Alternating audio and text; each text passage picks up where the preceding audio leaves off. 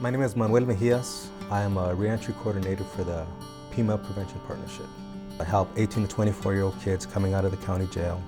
We help them get jobs, we help them turn their lives around, teach them some life skills, how to be good employees, and I love the job that I'm doing.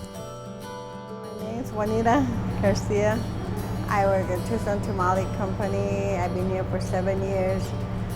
I roll and pack tamales. I pack 5,000 tamales a day. What I like best about my job is meeting new people and rolling the tamales. And now it's packing, so I love it all. Well, my name is Veronica. I work doing housekeeping and I'm a dishwasher. And I like to rescue dogs. I have pit bulls. I rescue them and train them and find homes for them. And I'm going to go to school for that because, well, I love animals. My name is Ramon Valenzuela. I am the regional sales manager for Kellogg Supply. It's a distributor for products in the Hispanic community in the state of Arizona. I thank Mr. Nate Fisk, Mr. Don Fisk, and Mr. Douglas Mahoney for giving me the opportunity to be part of their company and their family. My name's Pete Thomas and I'm a crew leader, arborist, studying to become a certified arborist. I work for RO Landscape Tree Service. I've been here for 2 years and Roy's really opened up a lot of doors for me. Gave me a chance based on my skills that I had learned before.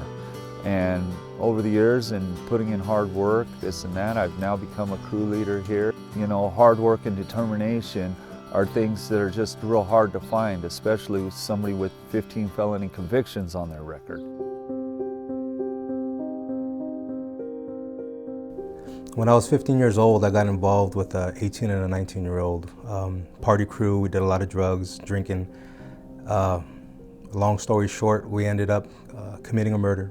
And at 15 years old, I went to prison with a life sentence. Through the Court of Appeals, I got that knocked down to 20 years. And I did 20 years, day for day. I didn't get out of prison until I was 35 years old. I first got involved in the criminal justice in 2004. I was charged with narcotic drugs, and I did 4 years in the state penitentiary. Being incarcerated took a lot out of me. It took my family. I let everything go. Well, I got arrested about a month after I moved here from Indiana. I had a bad drug problem and I moved here, walked right into the same situation, and I pawned some stolen items for my brother. I didn't know they were stolen at the time, but caught a class 3 felony and was in jail within a month. I first got involved in the criminal justice system through the use of drugs. I started using marijuana at a very young age. I then transitioned from the use of marijuana to the sales of marijuana. In total, I've done 10 years of the federal prison system, which I've taken away from my family. I was caught with a pound of heroin, 5 pounds of pot, and a bunch of money, and I was sentenced to 12 years, 8 months. Me getting incarcerated changed my life. It changed my family's life. It changed the lives of my victims.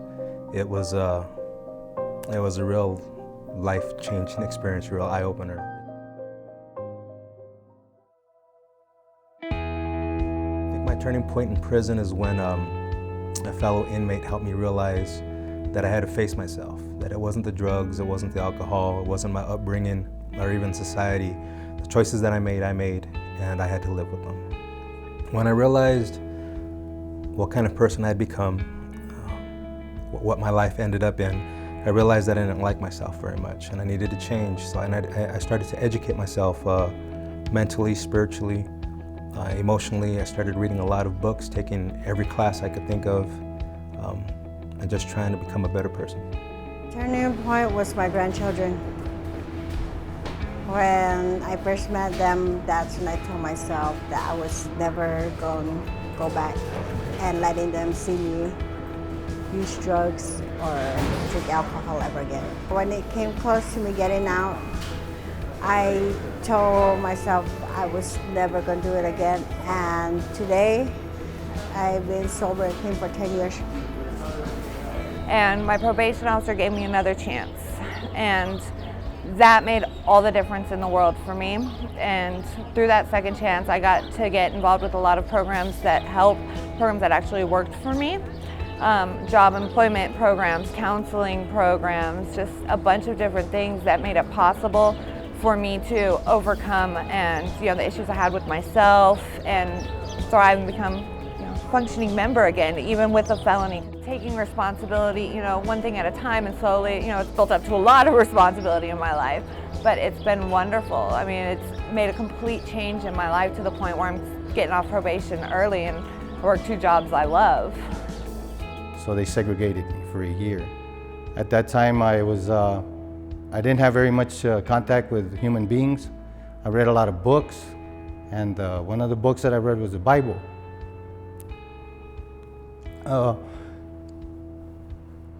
It was just difficult being away from my family and being separated from everybody, so I found the Lord.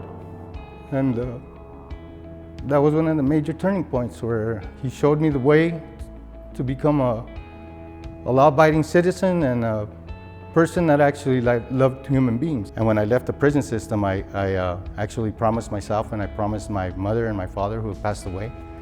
They actually passed away while I was incarcerated also. So I promised them before they passed away that I would never return to the prison system, and that I would make the best of my life, and that I would do what they expected from me when I was younger.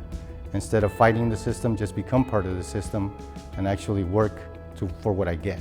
They put me on a minimum security yard, allowed me to go into the wildland firefighting crew, where I got to work with the National Forestry. I got certified in all areas of firefighting, got my CPR certification, and I found a real interest in trees and the environment, and I'm always a hard worker, so running up a mountain with a 45-pound backpack and a saw on my shoulder was really exciting to me, and it was a program designed to give somebody an in when they got out of prison. I came from a very privileged family in Southern California. Each one of my family members owned their own business, so in the time of my incarceration, I was kind of spoiled. I had somebody to call every day of the week. I would get on the phone and talk to the family because my family supported me. So after 9 years and 5 months of my incarceration, it was getting time to come home. They were all real excited, saying, "Oh, we're all so glad you're coming home. We're all so glad you're coming home." And then nobody wanted to give me an address. They all turned their back on me. I couldn't go back to California, where I'm from. I had to make Tucson my home. I got thrown out of a little shuttle with a white box and $150 in my pocket, and they said, "Go ahead." And that was really scary. That was really scary because I was used to having that safety net. They had every right to turn their back on me and say, "Hey, you need to make it on your own." And at that point, it gave me the drive and determination to say, "Hey, I'm going to do this.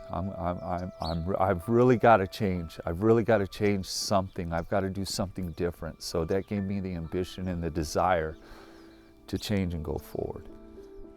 When I first got out, I had to do anything I could to make the ends meet. Any job that I could get, landscaping, janitor.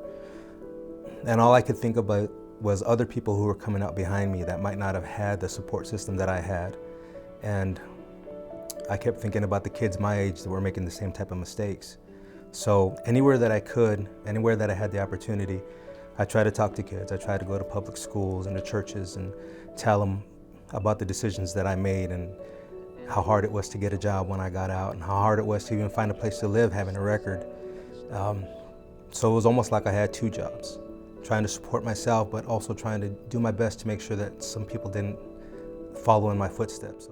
I made the necessary changes by going out and looking for a job and finding what I like. And so I'm still where I'm at. We give anybody who's willing to work a chance, and we've had a lot of success overall with it. I'm Todd Martin. I own Tucson Tamale. We started 8 years ago. And this year, we're actually set to make over 2.5 million tamales, and every single one of them by hand. And those hands are wonderful employees. What we look for in an employee is we want somebody who's got a great attitude, who's willing to learn, and doesn't mind a little bit of hard work. We've always had a belief that we hire anybody regardless of their background, so we have hired quite a few people that have been convicted in the past.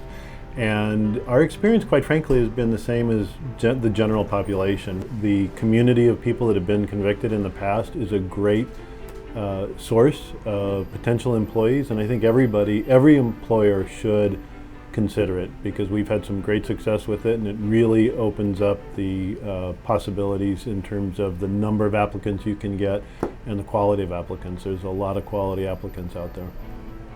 Juanita is our most tenured employee. She's been with us for 7 years, and she's a joy. Every day when she shows up to work, she's got a great attitude. She's ready to do whatever needs to be done that day. She's done a number of different jobs with us, and every single job she's had with us, she's done an excellent job at it. And we love Juanita. I really want to do next is nothing but just roll tamales, I guess. My plans for the future are that I'm going to go to school in August. I'm going to start working on my veterinary technician degree. I love animals, and there's so many that need love.